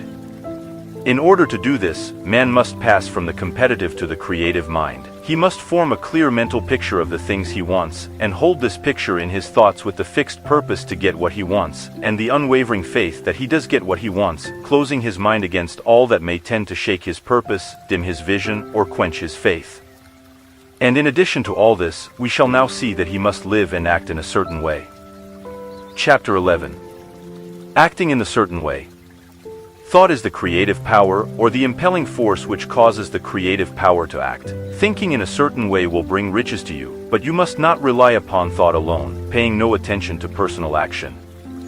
That is the rock upon which many otherwise scientific metaphysical thinkers meet shipwreck: the failure to connect thought with personal action. We have not yet reached the stage of development, even supposing such a stage to be possible, in which man can create directly from formless substance without nature's processes or the work of human hands. Man must not only think, but his personal action must supplement his thought. By thought you can cause the gold in the hearts of the mountains to be impelled toward you, but it will not mine itself, refine itself, coin itself into double eagles, and come rolling along the road seeking its way into your pocket. Under the impelling power of the Supreme Spirit, men's affairs will be so ordered that someone will be led to mine the gold for you. Other men's business transactions will be so directed that the gold will be brought toward you, and you must so arrange your own business affairs that you may be able to receive it when it comes to you. Your thought makes all things, animate and inanimate, work to bring you what you want, but your personal activity must be such that you can rightly receive what you want when it reaches you. You are not to take it as charity, nor to steal it. You must give every man more in use value than he gives you in cash value. The scientific use of thought consists in forming a clear and distinct mental image of what you want, in holding fast to the purpose to get what you want, and in realizing with grateful faith that you do get what you want. Do not try to project your thought in any mysterious or occult way, with the idea of having it go out and do things for you. That is wasted effort and will weaken your power to think with sanity. The action of thought in getting rich is fully explained in the preceding chapters. Your faith and purpose positively impress your vision upon formless substance, which has the same desire for more life that you have, and this vision, received from you, sets all the creative forces at work in and through their regular channels of action, but directed toward you. It is not your part to guide or supervise the creative process. All you have to do with that is to retain your vision, stick to your purpose, and maintain your faith and gratitude. But you must act in a certain way, so that you can appropriate what is yours when it comes to you, so that you can meet the things you have in your picture and put them in their proper places as they arrive. You can readily see the truth of this. When things reach you, they will be in the hands of other men who will ask an equivalent for them. And you can only get what is yours by giving the other man what is his. Your pocketbook is not going to be transformed into a Fortunatus's purse, which shall be always full of money without effort on your part. This is the crucial point in the science of getting rich, right here, where thought and personal action must be combined. There are very many people who, consciously or unconsciously, set the creative forces in action by the strength and persistence of their desires, but who remain poor because they do not provide for the reception of the thing they want when it comes. By thought, the thing you want is brought to you, by action you receive it. Whatever your action is to be, it is evident that you must act now. You cannot act in the past, and it is essential to the clearness of your mental vision that you dismiss the past from your mind. You cannot act in the future, for the future is not here yet. And you cannot tell how you will want to act in any future contingency until that contingency has arrived. Because you are not in the right business or the right environment now, do not think that you must postpone action until you get into the right business or environment. And do not spend time in the present taking thought as to the best course in possible future emergencies. Have faith in your ability to meet any emergency when it arrives. If you act in the present with your mind on the future, your present action will be with a divided mind and will not be effective. Put your whole mind into present action. Do not give your creative impulse to original substance and then sit down and wait for results. If you do, you will never get them. Act now. There is never any time but now, and there never will be any time but now. If you are ever to begin to make ready for the reception of what you want, you must begin now. And your action, whatever it is, must most likely be in your present business or employment, and must be upon the persons and things in your present environment. You cannot act where you are not, you cannot act where you have been, and you cannot act where you are going to be. You can act only where you are. Do not bother as to whether yesterday's work was well done or ill done. Do today's work well. Do not try to do tomorrow's work now. There will be plenty of time to do that when you get to it. Do not try, by occult or mystical means, to act on people or things that are out of your reach. Do not wait for a change of environment before you act. Get a change of environment by action. You can so act upon the environment in which you are now, as to cause yourself to be transferred to a better environment. Hold with faith and purpose the vision of yourself in the better environment, but act upon your present environment with all your heart and with all your strength and with all your mind. Do not spend any time in daydreaming or castle building. Hold to the one vision of what you want and act now. Do not cast about seeking some new thing to do or some strange, unusual, or remarkable action to perform as a first step toward getting rich.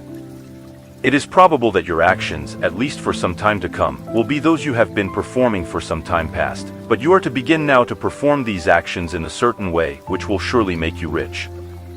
If you are engaged in some business, and feel that it is not the right one for you, do not wait until you get into the right business before you begin to act.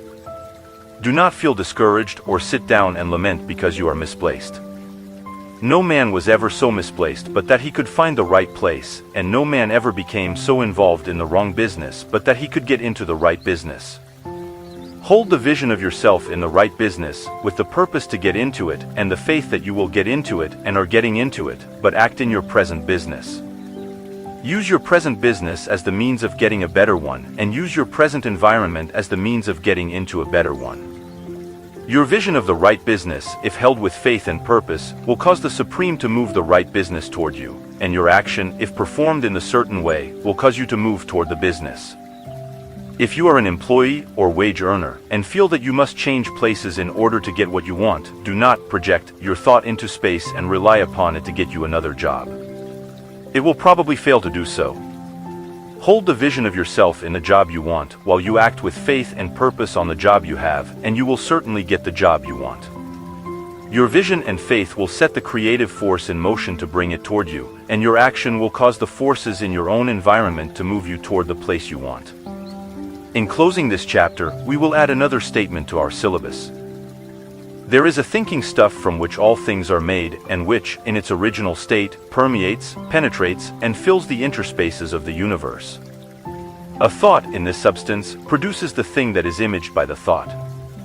Man can form things in his thought and, by impressing his thoughts upon formless substance, can cause the thing he thinks about to be created.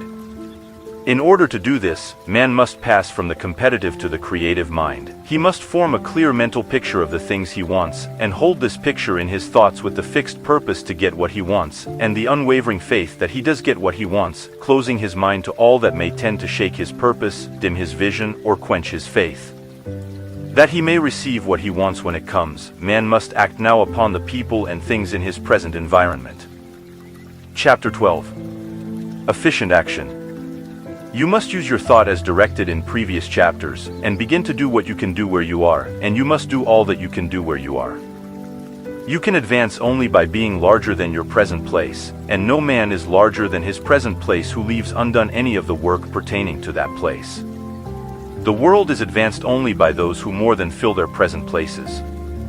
If no man quite filled his present place, you can see that there must be a going backward in everything. Those who do not quite fill their present places are a dead weight upon society, government, commerce, and industry. They must be carried along by others at a great expense. The progress of the world is retarded only by those who do not fill the places they are holding. They belong to a former age and a lower stage or plane of life, and their tendency is toward degeneration. No society could advance if every man was smaller than his place. Social evolution is guided by the law of physical and mental evolution. In the animal world, evolution is caused by excess of life. When an organism has more life than can be expressed in the functions of its own plane, it develops the organs of a higher plane, and a new species is originated. There never would have been new species had there not been organisms which more than filled their places. The law is exactly the same for you. Your getting rich depends upon your applying this principle to your own affairs. Every day is either a successful day or a day of failure, and it is the successful days which get you what you want. If every day is a failure, you can never get rich, while if every day is a success, you cannot fail to get rich. If there is something that may be done today, and you do not do it, you have failed in so far as that thing is concerned, and the consequences may be more disastrous than you imagine. You cannot foresee the results of even the most trivial act. You do not know the workings of all the forces that have been set moving in your behalf. Much may be depending on your doing some simple act. It may be the very thing which is to open the door of opportunity to very great possibilities. You can never know all the combinations which supreme intelligence is making for you in the world of things and of human affairs. Your neglect or failure to do some small thing may cause a long delay in getting what you want.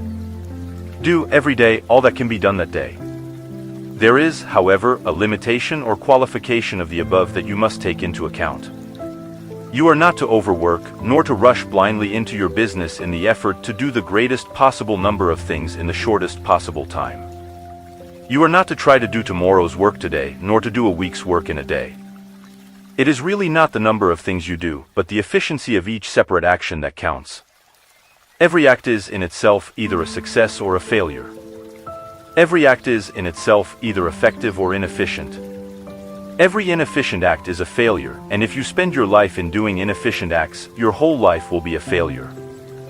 The more things you do, the worse for you, if all your acts are inefficient ones. On the other hand, every efficient act is a success in itself, and if every act of your life is an efficient one, your whole life must be a success. The cause of failure is doing too many things in an inefficient manner, and not doing enough things in an efficient manner. You will see that it is a self-evident proposition that if you do not do any inefficient acts, and if you do a sufficient number of efficient acts, you will become rich. If, now, it is possible for you to make each act an efficient one, you see again that the getting of riches is reduced to an exact science, like mathematics. The matter turns, then, on the question whether you can make each separate act a success in itself. And this you can certainly do. You can make each act a success, because all power is working with you, and all power cannot fail. Power is at your service, and to make each act efficient you have only to put power into it. Every action is either strong or weak, and when everyone is strong, you are acting in the certain way which will make you rich. Every act can be made strong and efficient by holding your vision while you are doing it, and putting the whole power of your faith and purpose into it. It is at this point that the people fail who separate mental power from personal action. They use the power of mind in one place and at one time, and they act in another place and at another time. So their acts are not successful in themselves, too many of them are inefficient. But if all power goes into every act, no matter how commonplace, every act will be a success in itself, and as in the nature of things every success opens the way to other successes, your progress toward what you want, and the progress of what you want toward you, will become increasingly rapid. Remember that successful action is cumulative in its results. Since the desire for more life is inherent in all things, when a man begins to move toward larger life, more things attach themselves to him, and the influence of his desire is multiplied. Do, every day, all that you can do that day, and do each act in an efficient manner. In saying that you must hold your vision while you are doing each act, however trivial or commonplace, I do not mean to say that it is necessary at all times to see the vision distinctly to its smallest details. It should be the work of your leisure hours to use your imagination on the details of your vision, and to contemplate them until they are firmly fixed upon your memory. If you wish speedy results, spend practically all your spare time in this practice. By continuous contemplation you will get the picture of what you want, even to the smallest details, so firmly fixed upon your mind, and so completely transferred to the mind of formless substance, that in your working hours you need only to mentally refer to the picture to stimulate your faith and purpose, and cause your best effort to be put forth. Contemplate your picture in your leisure hours until your consciousness is so full of it that you can grasp it instantly. You will become so enthused with its bright promises that the mere thought of it will call forth the strongest energies of your whole being. Let us again repeat our syllabus, and by slightly changing the closing statements bring it to the point we have now reached. There is a thinking stuff from which all things are made, and which, in its original state, permeates, penetrates, and fills the interspaces of the universe. A thought, in this substance, produces the thing that is imaged by the thought. Man can form things in his thought and, by impressing his thought upon formless substance, can cause the thing he thinks about to be created. In order to do this, man must pass from the competitive to the creative mind. He must form a clear mental picture of the things he wants, and do, with faith and purpose, all that can be done each day, doing each separate thing in an efficient manner. Chapter 13. Getting into the right business. Success, in any particular business, depends for one thing upon your possessing in a well-developed state the faculties required in that business. Without good musical faculty no one can succeed as a teacher of music. Without well-developed mechanical faculties no one can achieve great success in any of the mechanical trades. Without tact and the commercial faculties no one can succeed in mercantile pursuits. But to possess in a well-developed state the faculties required in your particular vocation does not ensure getting rich.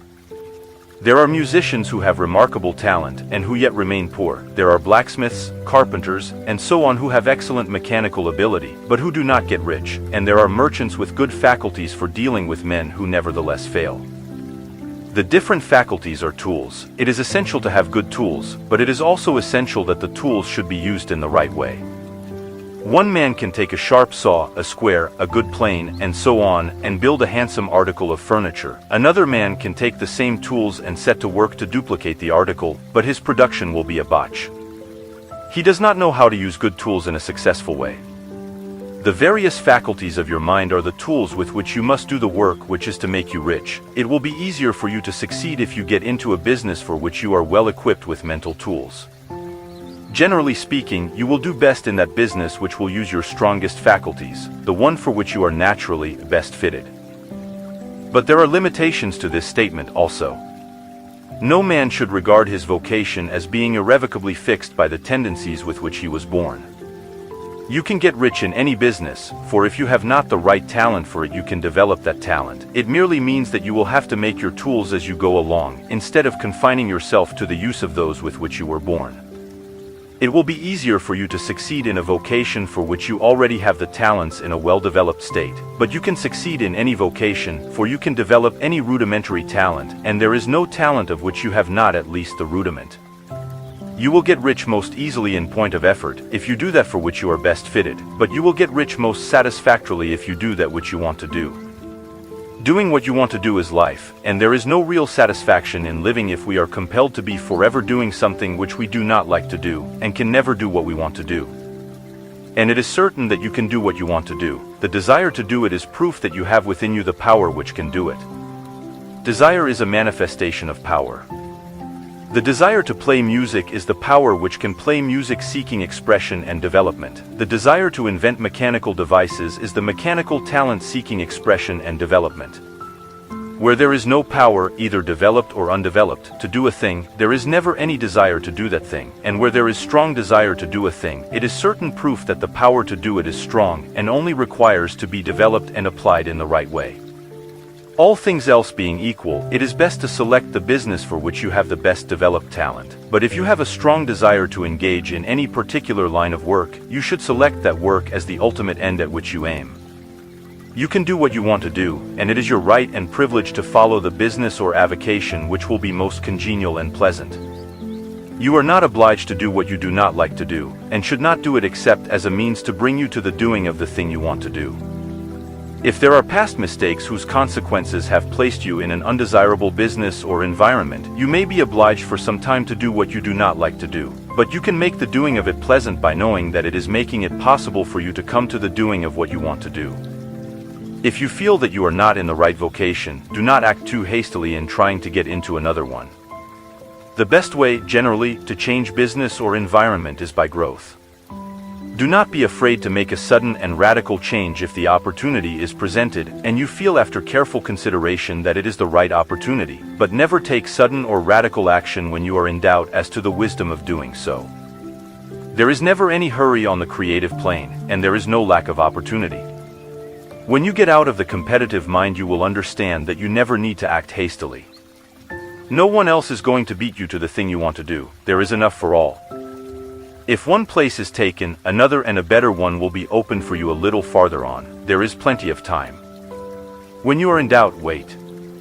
Fall back on the contemplation of your vision and increase your faith and purpose, and by all means, in times of doubt and indecision, cultivate gratitude. A day or two spent in contemplating the vision of what you want, and in earnest thanksgiving that you are getting it, will bring your mind into such close relationship with the Supreme that you will make no mistake when you do act. There is a mind which knows all there is to know, and you can come into close unity with this mind by faith and the purpose to advance in life, if you have deep gratitude. Mistakes come from acting hastily, or from acting in fear or doubt, or in forgetfulness of the right motive, which is more life to all and less to none. As you go on in the certain way, opportunities will come to you in increasing number, and you will need to be very steady in your faith and purpose, and to keep in close touch with the All-Mind by reverent gratitude. Do all that you can do in a perfect manner every day, but do it without haste, worry, or fear. Go as fast as you can, but never hurry. Remember that in the moment you begin to hurry, you cease to be a creator and become a competitor. You drop back upon the old plane again. Whenever you find yourself hurrying, call a halt, fix your attention on the mental image of the thing you want, and begin to give thanks that you are getting it. The exercise of gratitude will never fail to strengthen your faith and renew your purpose. Chapter 14. The impression of increase. Whether you change your vocation or not, your actions for the present must be those pertaining to the business in which you are now engaged. You can get into the business you want by making constructive use of the business you are already established in, by doing your daily work in a certain way. And in so far as your business consists in dealing with other men, whether personally or by letter, the key thought of all your efforts must be to convey to their minds the impression of increase. Increase is what all men and all women are seeking. It is the urge of the formless intelligence within them, seeking fuller expression. The desire for increase is inherent in all nature. It is the fundamental impulse of the universe. All human activities are based on the desire for increase. People are seeking more food, more clothes, better shelter, more luxury, more beauty, more knowledge, more pleasure, increase in something, more life. Every living thing is under this necessity for continuous advancement. Where increase of life ceases, dissolution and death set in at once. Man instinctively knows this, and hence he is forever seeking more. This law of perpetual increase is set forth by Jesus in the parable of the talents. Only those who gain more retain any. From him who hath not shall be taken away even that which he hath.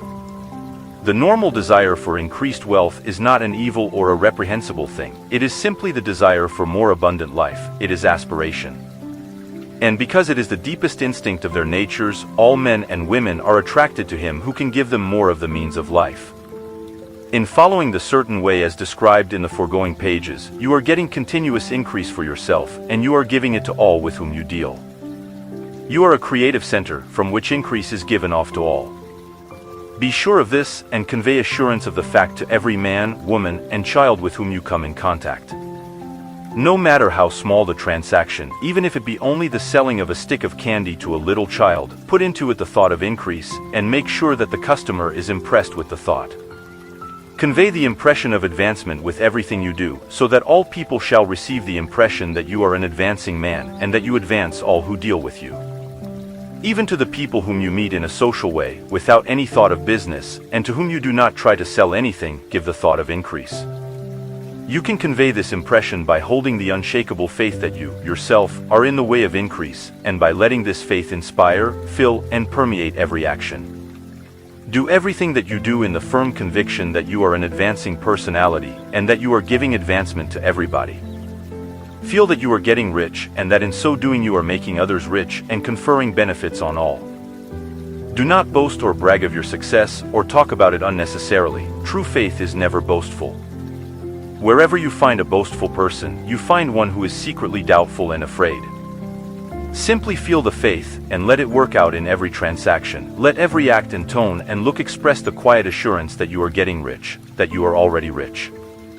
Words will not be necessary to communicate this feeling to others. They will feel the sense of increase when in your presence, and will be attracted to you again. You must so impress others that they will feel that in associating with you they will get increase for themselves. See that you give them a use value greater than the cash value you are taking from them. Take an honest pride in doing this, and let everybody know it, and you will have no lack of customers. People will go where they are given increase, and the Supreme, which desires increase in all, and which knows all, will move toward you men and women who have never heard of you. Your business will increase rapidly, and you will be surprised at the unexpected benefits which will come to you. You will be able from day to day to make larger combinations, secure greater advantages, and to go on into a more congenial vocation if you desire to do so. But in doing all this, you must never lose sight of your vision of what you want, or your faith and purpose to get what you want. Let me here give you another word of caution in regard to motives. Beware of the insidious temptation to seek for power over other men. Nothing is so pleasant to the unformed or partially developed mind as the exercise of power or dominion over others. The desire to rule for selfish gratification has been the curse of the world. For countless ages kings and lords have drenched the earth with blood in their battles to extend their dominions, this not to seek more life for all, but to get more power for themselves. Today, the main motive in the business and industrial world is the same. Men marshal their armies of dollars, and lay waste the lives and hearts of millions in the same mad scramble for power over others. Commercial kings, like political kings, are inspired by the lust for power. Jesus saw in this desire for mastery the moving impulse of that evil world he sought to overthrow. Read the 23rd chapter of Matthew, and see how he pictures the lust of the Pharisees to be called a master, to sit in the high places, to domineer over others, and to lay burdens on the backs of the less fortunate, and note how he compares this lust for dominion with the brotherly seeking for the common good to which he calls his disciples. Look out for the temptation to seek for authority, to become a master, to be considered as one who is above the common herd, to impress others by lavish display, and so on. The mind that seeks for mastery over others is the competitive mind, and the competitive mind is not the creative one. In order to master your environment and your destiny, it is not at all necessary that you should rule over your fellow men, and indeed, when you fall into the world's struggle for the high places, you begin to be conquered by fate and environment, and your getting rich becomes a matter of chance and speculation. Beware of the competitive mind. No better statement of the principle of creative action can be formulated than the favorite declaration of the late Golden Rule, Jones of Toledo: "What I want for myself, I want for everybody." Chapter 15. The Advancing Man. What I have said in the last chapter applies as well to the professional man and the wage earner as to the man who is engaged in mercantile business. No matter whether you are a physician, a teacher, or a clergyman, if you can give increase of life to others and make them sensible of the fact, they will be attracted to you, and you will get rich. The physician who holds the vision of himself as a great and successful healer, and who works toward the complete realization of that vision with faith and purpose, as described in former chapters, will come into such close touch with the source of life that he will be phenomenally successful. Patients will come to him in throngs. No one has a greater opportunity to carry into effect the teachings of this book than the practitioner of medicine. It does not matter to which of the various schools he may belong, for the principle of healing is common to all of them and may be reached by all alike. The advancing man in medicine, who holds to a clear mental image of himself as successful and who obeys the laws of faith, purpose, and gratitude, will cure every curable case he undertakes, no matter what remedies he may use. In the field of religion, the world cries out for the clergyman who can teach his hearers the true science of abundant life. He who masters the details of the science of getting rich, together with the allied sciences of being well, of being great, and of winning love, and who teaches these details from the pulpit, will never lack for a congregation. This is the gospel that the world needs. It will give increase of life, and men will hear it gladly, and will give liberal support to the man who brings it to them. What is now needed is a demonstration of the science of life from the pulpit. We want preachers who can not only tell us how, but who in their own persons will show us how. We need the preacher who will himself be rich, healthy, great, and beloved, to teach us how to attain to these things, and when he comes he will find a numerous and loyal following. The same is true of the teacher who can inspire the children with the faith and purpose of the advancing life. He will never be out of a job. And any teacher who has this faith and purpose can give it to his pupils. He cannot help giving it to them if it is part of his own life and practice. What is true of the teacher, preacher, and physician is true of the lawyer, dentist, real estate man, insurance agent, of everybody.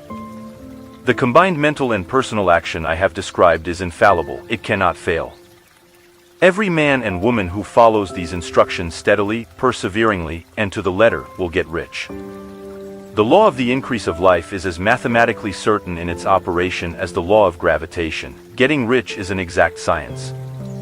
The wage earner will find this as true of his case as of any of the others mentioned. Do not feel that you have no chance to get rich because you are working where there is no visible opportunity for advancement, where wages are small and the cost of living high. Form your clear mental vision of what you want and begin to act with faith and purpose. Do all the work you can do every day, and do each piece of work in a perfectly successful manner. Put the power of success and the purpose to get rich into everything that you do. But do not do this merely with the idea of currying favor with your employer, in the hope that he or those above you will see your good work and advance you. It is not likely that they will do so. The man who is merely a good workman, filling his place to the very best of his ability, and satisfied with that, is valuable to his employer, and it is not to the employer's interest to promote him. He is worth more where he is. To secure advancement, something more is necessary than to be too large for your place. The man who is certain to advance is the one who is too big for his place, and who has a clear concept of what he wants to be, who knows that he can become what he wants to be, and who is determined to be what he wants to be. Do not try to more than fill your present place with a view to pleasing your employer. Do it with the idea of advancing yourself. Hold the faith and purpose of increase during work hours, after work hours, and before work hours. Hold it in such a way that every person who comes in contact with you, whether foreman, fellow workman, or social acquaintance, will feel the power of purpose radiating from you, so that everyone will get the sense of advancement and increase from you. Men will be attracted to you, and if there is no possibility for advancement in your present job, you will very soon see an opportunity to take another job. There is a power which never fails to present opportunity to the advancing man who is moving in obedience to law. God cannot help helping you. If you act in a certain way, He must do so in order to help Himself. There is nothing in your circumstances or in the industrial situation that can keep you down. If you cannot get rich working for the Steel Trust, you can get rich on a 10-acre farm, and if you begin to move in a certain way, you will certainly escape from the clutches of the Steel Trust and get on to the farm or wherever else you wish to be. If a few thousands of its employees would enter upon the certain way, the Steel Trust would soon be in a bad plight. It would have to give its workingmen more opportunity or go out of business. Nobody has to work for a trust. The trusts can keep men in so-called hopeless conditions only so long as there are men who are too ignorant to know of the science of getting rich or too intellectually slothful to practice it. Begin this way of thinking and acting, and your faith and purpose will make you quick to see any opportunity to better your condition. Such opportunities will speedily come, for the Supreme, working in all, and working for you, will bring them before you. Do not wait for an opportunity to be all that you want to be. When an opportunity to be more than you are now is presented and you feel impelled toward it, take it. It will be the first step toward a greater opportunity. There is no such thing possible in this universe as a lack of opportunities for the man who is living the advancing life. It is inherent in the constitution of the cosmos that all things shall be for him and work together for his good, and he must certainly get rich if he acts and thinks in a certain way. So let wage-earning men and women study this book with great care, and enter with confidence upon the course of action it prescribes. It will not fail. Chapter 16. Some cautions and concluding observations. Many people will scoff at the idea that there is an exact science of getting rich. Holding the impression that the supply of wealth is limited, they will insist that social and governmental institutions must be changed before even any considerable number of people can acquire a competence. But this is not true. It is true that existing governments keep the masses in poverty, but this is because the masses do not think and act in a certain way. If the masses begin to move forward as suggested in this book, neither governments nor industrial systems can check them. All systems must be modified to accommodate the forward movement. If the people have the advancing mind, have the faith that they can become rich, and move forward with the fixed purpose to become rich, nothing can possibly keep them in poverty. Individuals may enter upon the certain way at any time and under any government and make themselves rich, and when any considerable number of individuals do so under any government, they will cause the system to be so modified as to open the way for others. The more men who get rich on the competitive plane, the worse for others. The more who get rich on the creative plane, the better for others. The economic salvation of the masses can only be accomplished by getting a large number of people to practice the scientific method set down in this book and become rich. These will show others the way and inspire them with a desire for real life, with the faith that it can be attained, and with the purpose to attain it. For the present, however, it is enough to know that neither the government under which you live nor the capitalistic or competitive system of industry can keep you from getting rich. When you enter upon the creative plane of thought, you will rise above all these things and become a citizen of another kingdom. But remember that your thought must be held upon the creative plane. You are never for an instant to be betrayed into regarding the supply as limited or into acting on the moral level of competition. Whenever you do fall into old ways of thought, correct yourself instantly, for when you are in the competitive mind, you have lost the cooperation of the mind of the whole. Do not spend any time in planning as to how you will meet possible emergencies in the future, except as the necessary policies may affect your actions today. You are concerned with doing today's work in a perfectly successful manner, and not with emergencies which may arise tomorrow. You can attend to them as they come. Do not concern yourself with questions as to how you shall surmount obstacles which may loom upon your business horizon, unless you can see plainly that your course must be altered today in order to avoid them.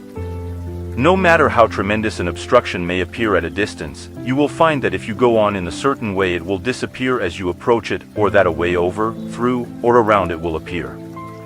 No possible combination of circumstances can defeat a man or woman who is proceeding to get rich along strictly scientific lines. No man or woman who obeys the law can fail to get rich, any more than one can multiply 2 by 2 and fail to get 4. Give no anxious thought to possible disasters, obstacles, panics, or unfavorable combinations of circumstances. It is time enough to meet such things when they present themselves before you in the immediate present, and you will find that every difficulty carries with it the wherewithal for its overcoming. Guard your speech. Never speak of yourself, your affairs, or of anything else in a discouraged or discouraging way. Never admit the possibility of failure, or speak in a way that infers failure as a possibility.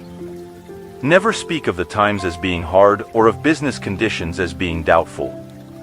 Times may be hard and business doubtful for those who are on the competitive plane, but they can never be so for you. You can create what you want, and you are above fear. When others are having hard times and poor business, you will find your greatest opportunities. Train yourself to think of and to look upon the world as a something which is becoming, which is growing, and to regard seeming evil as being only that which is undeveloped. Always speak in terms of advancement. To do otherwise is to deny your faith, and to deny your faith is to lose it. Never allow yourself to feel disappointed. You may expect to have a certain thing at a certain time and not get it at that time, and this will appear to you like failure. But if you hold to your faith, you will find that the failure is only apparent. Go on in a certain way, and if you do not receive that thing, you will receive something so much better that you will see that the seeming failure was really a great success. A student of this science had set his mind on making a certain business combination which seemed to him at the time to be very desirable, and he worked for some weeks to bring it about. When the crucial time came, the thing failed in a perfectly inexplicable way. It was as if some unseen influence had been working secretly against him. He was not disappointed. On the contrary, he thanked God that his desire had been overruled, and went steadily on with a grateful mind. In a few weeks an opportunity so much better came his way that he would not have made the first deal on any account, and he saw that a mind which knew more than he knew had prevented him from losing the greater good by entangling himself with the lesser. That is the way every seeming failure will work out for you, if you keep your faith, hold to your purpose, have gratitude, and do, every day, all that can be done that day, doing each separate act in a successful manner. When you make a failure, it is because you have not asked for enough. Keep on, and a larger thing than you were seeking will certainly come to you. Remember this. You will not fail because you lack the necessary talent to do what you wish to do. If you go on as I have directed, you will develop all the talent that is necessary to the doing of your work. It is not within the scope of this book to deal with the science of cultivating talent, but it is as certain and simple as the process of getting rich. However, do not hesitate or waver for fear that when you come to any certain place you will fail for lack of ability. Keep right on, and when you come to that place, the ability will be furnished to you. The same source of ability which enabled the untaught Lincoln to do the greatest work in government ever accomplished by a single man is open to you. You may draw upon all the mind there is for wisdom to use in meeting the responsibilities which are laid upon you. Go on in full faith. Study this book. Make it your constant companion until you have mastered all the ideas contained in it. While you are getting firmly established in this faith, you will do well to give up most recreations and pleasures, and to stay away from places where ideas conflicting with these are advanced in lectures or sermons. Do not read pessimistic or conflicting literature, or get into arguments upon the matter. Do very little reading outside of the writers mentioned in the preface. Spend most of your leisure time in contemplating your vision, and in cultivating gratitude, and in reading this book. It contains all you need to know of the science of getting rich, and you will find all the essentials summed up in the following chapter. Chapter 17. Summary of the Science of Getting Rich. There is a thinking stuff from which all things are made, and which, in its original state, permeates, penetrates, and fills the interspaces of the universe. A thought in this substance produces the thing that is imaged by the thought. Man can form things in his thought, and by impressing his thought upon formless substance can cause the thing he thinks about to be created. In order to do this, man must pass from the competitive to the creative mind. Otherwise he cannot be in harmony with the formless intelligence, which is always creative and never competitive in spirit. Man may come into full harmony with the formless substance by entertaining a lively and sincere gratitude for the blessings it bestows upon him. Gratitude unifies the mind of man with the intelligence of substance, so that man's thoughts are received by the formless. Man can remain upon the creative plane only by uniting himself with the formless intelligence through a deep and continuous feeling of gratitude. Man must form a clear and definite mental image of the things he wishes to have, to do, or to become, and he must hold this mental image in his thoughts, while being deeply grateful to the Supreme that all his desires are granted to him. The man who wishes to get rich must spend his leisure hours in contemplating his vision, and in earnest thanksgiving that the reality is being given to him. Too much stress cannot be laid on the importance of frequent contemplation of the mental image, coupled with unwavering faith and devout gratitude. This is the process by which the impression is given to the formless, and the creative forces set in motion. The creative energy works through the established channels of natural growth, and of the industrial and social order.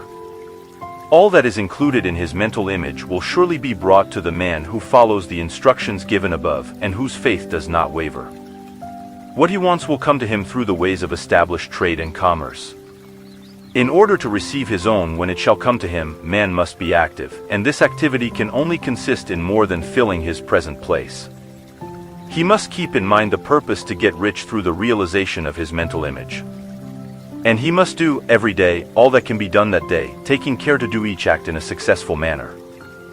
He must give to every man a use value in excess of the cash value he receives, so that each transaction makes for more life, and he must so hold the advancing thought that the impression of increase will be communicated to all with whom he comes in contact.